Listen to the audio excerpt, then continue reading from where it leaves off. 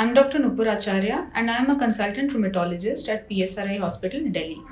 Today is World Arthritis Day और आज इस मौके पे मैं आपसे बात करूंगी रूमेटॉइड आर्थराइटिस, इसके सिम्टम्स, प्रिवेंशन और ट्रीटमेंट के बारे में। सबसे पहले जानते हैं व्हाट इज़ आर्थराइटिस। आर्थराइटिस क्या होता है? हमारे जो जोड़ यानी कि जॉइंट्स हैं वो 2 या 3 बोन्स के जुड़ने से बनते हैं, that is why they are known as joints. जब ये बोन आपस में जुड़ते हैं they are covered by a protective membrane जिसे साइनोवियल मेम्ब्रेन कहा जाता है। जब ये साइनोवियल मेम्ब्रेन डैमेज होता है या इसमें सूजन होती है जिसे साइनोवाइटिस कहते हैं, इस कंडीशन में जॉइंट के अंदर फ्लूइड बढ़ना शुरू होता है और जिससे जोड़ों में दर्द होता है, सूजन होती है, डैमेज होता है और स्टिफनेस होती है। इसे हम आर्थराइटिस कहते हैं।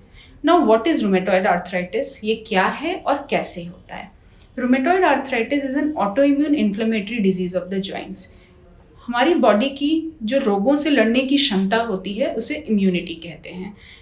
इम्यूनिटी बॉडी में कोई इन्फेक्शन आता है, बाहर से इंजरी होती है या बॉडी में कोई ट्यूमर होता है, कोई फॉरेन बॉडी होती है, उसे पहचानता है, उसे अटैक करता है और बॉडी को उससे प्रोटेक्ट करता है। कुछ केसेस में बॉडी की इम्यूनिटी जो है वो बहुत एक्टिव हो जाती है और अपनी ही शरीर के डिफरेंट ऑर्गन्स को अपना एनिमी समझने लगती है और उस पर अटैक करती है। सेम यही चीज़ रूमेटॉइड आर्थराइटिस में होती है, जहाँ पे हमारी बॉडी के जो इम्यून सेल्स हैं वो जोड़ों को और उसके साइनोवियल मेम्ब्रेन को अपना एनिमी समझने लगते हैं। इम्यून सेल्स जो हैं उनको अटैक करते हैं, वहाँ पे केमिकल्स रिलीज करते हैं, उनके अगेंस्ट एंटीबॉडीज़ बनाते हैं जिससे साइनोवियल मेम्ब्रेन में स्वेलिंग हो जाती है, उसे साइनोवाइटिस कहते हैं। साथ ही साइनोवियल फ्लूइड बढ़ता है, जोड़ों में सूजन होती है। अब बात करते हैं कि रूमेटॉइड आर्थराइटिस क्यों होता है। ये सबसे मुश्किल सवाल है जो पेशेंट्स भी हमसे पूछते हैं कि हमें रूमेटॉइड आर्थराइटिस क्यों हुआ। ये किसी स्पेसिफिक पेशेंट में बताना बड़ा मुश्किल है, बट इसके कुछ कारण हैं जो डिफरेंट साइंटिफिक स्टडीज़ में पता चले हैं। जो सबसे पहला कारण है वो है हेरिडिटी, यानी कि rheumatoid arthritis can run in families. अगर पेरेंट्स को है, फैमिली में किसी को है, तो ये चांसेस होते हैं कि आपको भी रूमेटॉइड आर्थराइटिस हो सकता है, दो ये चांसेस बहुत कम होते हैं। दूसरी चीज़ होती है स्मोकिंग और environmental pollution. It is a known fact कि इन्वायरमेंटल पोल्यूशन जो है वो आर्थराइटिस को बढ़ाता है, उसकी सिवियरिटी को बढ़ाता है और अटैक्स करा सकता है आर्थराइटिस के। अब हम बात करते हैं रूमेटॉइड आर्थराइटिस के सिम्टम्स यानी उनके लक्षणों के बारे में। रूमेटॉइड आर्थराइटिस प्राइमरीली एक जॉइंट डिजीज़ है जो बॉडी के किसी भी जॉइंट को इन्वॉल्व करता है। जो कॉमन पैटर्न होता है आर्थराइटिस का रूमेटॉइड आर्थराइटिस में वो होता है छोटे जोड़ों से शुरू होता है। मोस्ट कॉमन जो जोड़ इन्वॉल्व होते हैं वो होते हैं हाथों के जोड़ यानी कि ये उंगलियों के जोड़, साथ ही आपके नकल्स, रिस्ट। इसके अलावा बड़े जोड़ जैसे कि घुटने, एंकल्स, यहाँ तक कि गर्दन की हड्डी यानी स्पाइन को भी इन्वॉल्व कर सकता है, जबड़े को इन्वॉल्व कर सकता है जिससे मुंह खोलने में, खाना खाने में परेशानी हो सकती है, आपके चेस्ट के जॉइंट्स को इन्वॉल्व कर सकता है। बेसिकली रूमेटॉइड आर्थराइटिस में सारे जॉइंट्स इन्वॉल्व हो सकते हैं। जो कॉमन पैटर्न हमें देखने को मिलता है वो होता है हाथों के जोड़ों में सूजन और सुबह उठकर हाथों में अकड़न होना। ये अकड़न जो है ये विद एक्टिविटी कम होती है और कभी भी रेस्ट के बाद सारे जोड़ों में स्टिफनेस बढ़ जाती है। मोस्ट पेशेंट्स की ये कंप्लेन होती है कि जब हम सुबह सोकर उठते हैं तो घर के काम करने में, खाना बनाने में, बाकी सारे कामों में परेशानी होती है और धीरे धीरे जैसे दिन बढ़ता है बाय 1, 2, 3 आवर्स ये अकड़न और पेन जो है वो कम होता जाता है।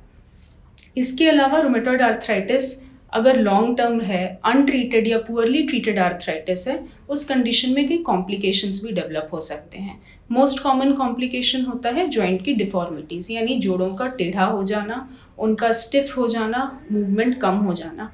आपने कई बार देखा होगा लोगों के हाथों की उंगलियां टेढ़ी हो जाती हैं, पैरों की उंगलियां टेढ़ी हो जाती हैं, घुटने जो हैं वो सीधे नहीं होते या एल्बो सीधी नहीं होती। अगर रूमेटॉइड आर्थराइटिस काफ़ी लंबे टाइम तक है, ट्रीटमेंट नहीं हुआ है प्रॉपरली, तो इस कंडीशन में जॉइंट्स में ऐसे कॉम्प्लिकेशंस हो सकते हैं। इसके अलावा रूमेटॉइड आर्थराइटिस में जॉइंट्स के अलावा बॉडी के बाकी हिस्सों में भी कॉम्प्लिकेशन हो सकते हैं, जैसे कि आँखों का सूखापन, मुंह का सूखापन, लंग्स में सिकुड़न होना जिसे इंटरस्टिशियल लंग डिजीज़ कहते हैं। लॉन्ग टर्म आर्थराइटिस में किडनी में परेशानी हो सकती है, अमाइलोइडोसिस हो सकता है, यूरिन में प्रोटीन जा सकता है। लॉन्ग टर्म जो पेन किलर्स यूज़ करने से जो कॉम्प्लिकेशंस होते हैं उसकी वजह से भी किडनी में प्रॉब्लम हो सकती है। रूमेटॉइड आर्थराइटिस को कैसे प्रिवेंट कर सकते हैं? मोस्ट कॉमन क्वेश्चन जो हर पेशेंट हमसे पूछता है कि हम खाने में क्या खाएं जिससे इसे हम प्रिवेंट कर सके। डाइट का रूमेटॉइड आर्थराइटिस में कोई रोल नहीं है।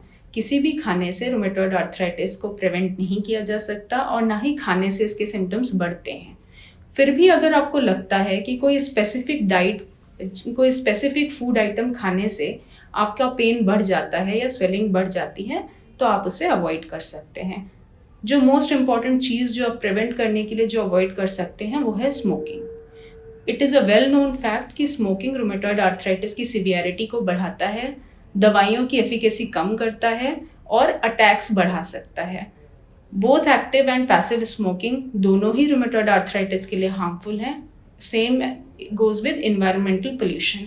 अगर पोल्यूशन ज़्यादा होगा उससे भी रूमेटॉइड आर्थराइटिस की सिवियरिटी बढ़ सकती है। जो आप प्रिवेंशन के लिए यूज़ कर सकते हैं वो है maintain healthy lifestyle, try to maintain ideal body weight, because weight जितना ज़्यादा होगा जॉइंट्स पे प्रेशर उतना ज़्यादा होगा एंड डैमेज के चांसेस ज़्यादा होंगे। इसलिए बॉडी वेट मेंटेन करिए, take healthy diet and exercise regularly. जैसे कि मैंने आपको बताया जो रूमेटॉइड आर्थराइटिस के सिम्टम्स हैं वो एक्टिविटी से कम होते हैं, इसलिए अगर आप रेगुलरली एक्सरसाइज करते हैं तो जॉइंट में पेन और स्टिफनेस जो है वो कम हो सकती है। अब हम बात करते हैं रूमेटॉइड आर्थराइटिस की ट्रीटमेंट की। लोगों में ये मिसकंसेप्शन है कि रूमेटॉइड आर्थराइटिस का ट्रीटमेंट नहीं हो पाएगा या ट्रीटमेंट बहुत हार्मफुल होता है, ट्रीटमेंट के बहुत साइड इफ़ेक्ट्स होते हैं या दवाइयाँ जो हैं वो बहुत स्ट्रॉन्ग होती हैं जो नुकसान पहुँचाती है। ये सभी बातें गलत है। रूमेटॉइड आर्थराइटिस का ट्रीटमेंट पॉसिबल है। इसके ट्रीटमेंट के लिए बहुत सारी दवाइयाँ जो हैं वो अवेलेबल हैं। ये सारी दवाइयाँ they are scientifically proven and उन सब काफ़ी इफ़ेक्टिव होती हैं। अलग अलग रेंज की दवाइयाँ अवेलेबल हैं। शुरुआत में जब डिज़ीज़ कम सीवियर है तो 1 या 2 दवाइयों से काम हो सकता है।